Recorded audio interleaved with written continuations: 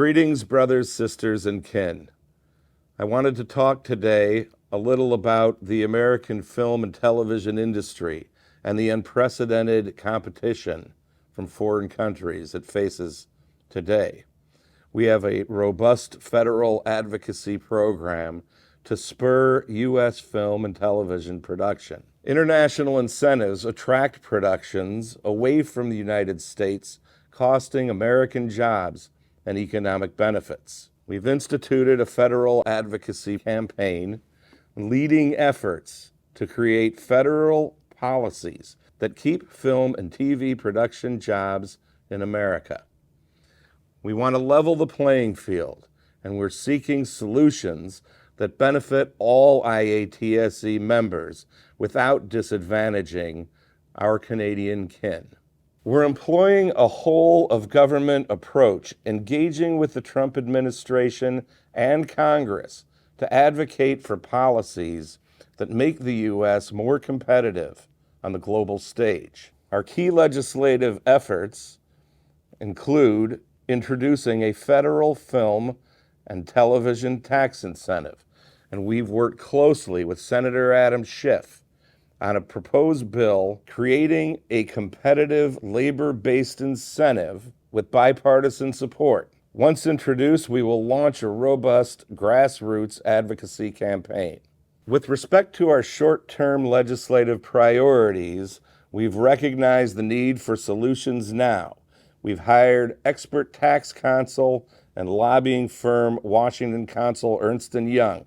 Together, we identified two measures that could begin to bring productions back quickly.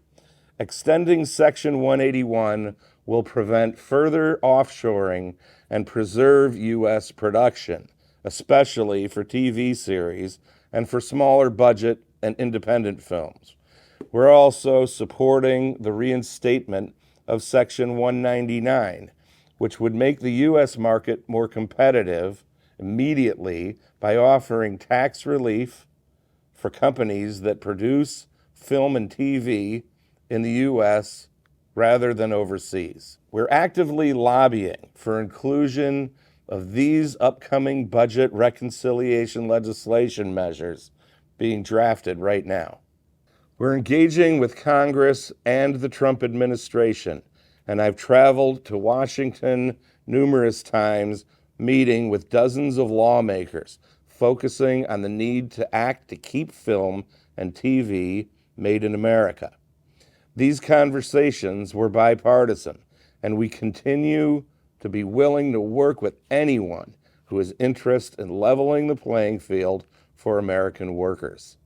We await further information on the administration's proposed tariff plan, but any eventual trade policy must do no harm to our Canadian members, nor the industry overall. We seek reciprocal trade practices that ensure fair competition for all IATSE members. We've begun building industry coalitions and spearheaded the creation in D.C. of a coalition including the Motion Picture Association, the Independent Film and TV Alliance, the Directors Guild of America, SAG-AFTRA, the Producers Guild of America, and other industry stakeholders.